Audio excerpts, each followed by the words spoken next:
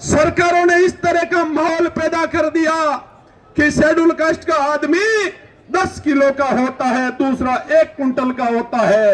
ये मुआवजा दे दे के ये फिक्स दायरा फिक्स कर दिया कि अगर जनरल कास्ट का कोई व्यक्ति मरता है तो उसको 1 करोड़ दिया जाता है, और शेड्यूल कास्ट का व्यक्ति अगर कहीं किसी भी परिस्थिति में जाता है तो उसको मात्र 10 लाख देके राजी किया जाता है। ये दोगलापन की वजह से आम आदमी के मन में ये एक संशय पैदा रहता है।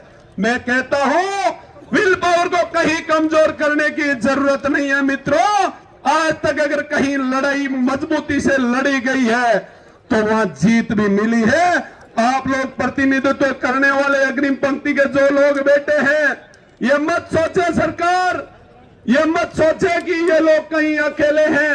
4-4 दिन से अगर उस जिस मुलजिम के पास जिनके खिलाफ इतने मुकदमे थे पुलिस का, अगर 2-2, 4-4, 5-5, 7-7 जिनके खिलाफ मुकदमे थे तो उनकी निगरानी इस एसपी ने क्यों नहीं की, डीजी ने क्यों नहीं की?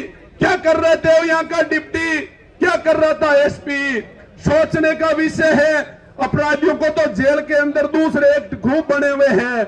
अगर इतनी छोटी घटना पर, इतनी छोटी बात पर इतने बड़े अपराध को कोई अंजाम देता है तो उसके बारे में बहुत से पासा वासा दूसरे एक्ट थे, उनके तहत इनको 5-7 साल अंदर टिका देते तो शायद ऐसी घटना नहीं होती।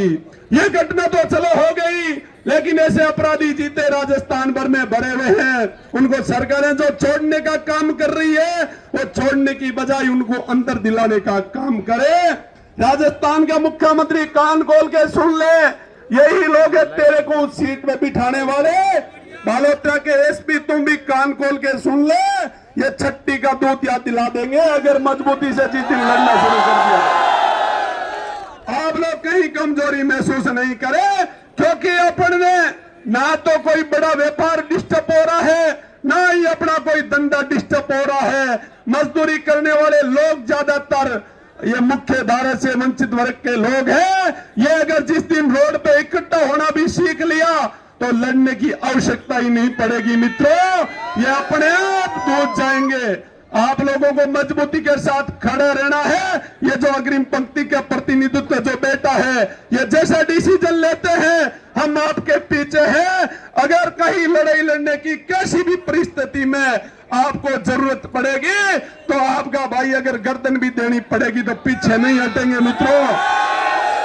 कुर्बानियां देनी पड़ती है। आंदोलन लड़ने के लिए आंदोलन मजबूती से लड़ना होगा, लेकिन हम चाहते हैं एसपी साहब आप ये मत सोचे राजस्थान में अशांति नहीं हुई है। मुख्यमंत्री महोदय ये मत सोचे ये भरतपुर से लेके अलवर से लेके गंगानगर तक अगर आप मजबूती से निर्णय लेने में असक्षम हो तो आग लगाने का काम आप कर रहे हो, हम नहीं कर रहे हैं। इसलिए मित्रों आप मजबूती से कानून व्यवस्था एक बार हाथ में नहीं लेंगे, अगर जरूरत पड़ी तो हम पीछे भी नहीं हटने वाले हैं। हम सरदार उधम सिंह चमार के वंशज हैं, हम बाबा साहब के वंशज हैं। हमारे लोगों ने कैसी कैसी लड़ाई लड़ी, लड़ने में हम पीछे नहीं है, लेकिन हम चाहते हैं कि कानून जो बना हुआ है कानून के तहत हम काम करें तो ठीक लगेगा।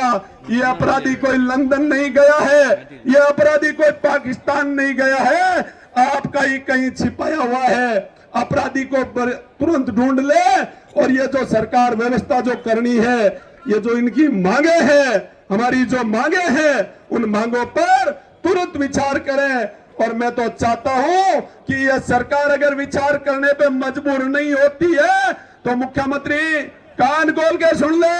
अभी तो हमारे पास में एक पूर्व मंत्री पूर्व विधायक जी यहाँ आए हैं, या सारी सरकार को जक मरानी पड़ेगी, ये कान खोल के सुन लो। आप लोग मजबूती से आप जिस तब तक पक्के रहोगे तो यह सरकार के सारे मंत्री मुख्यमंत्री तक आने शुरू हो जाएंगे। ये आए हैं और कई बार बुलाए हैं, आंदोलन भी किए हैं। ये आंदोलन इंटरनेशनल होना चाहिए ताकि भविष्य में आज भी जो व्यवस्था है वो खत्म हो जाए। ये अभी चौधरी साहब कह रहे थे दुख होता है मित्रों, ये कॉन्फिडेंस इसलिए कमजोर होता है कि आज भी जो व्यवस्था है सरकारें कायम करने का काम करती है, ऊंच नीच और भेदभाव का काम सरकार ये बीज बोने का काम करती है मित्रों, इसलिए उनके दिमाग में ये बीमारी रहती है। धन्यवाद। जय भीम, जय भारत। Thank you.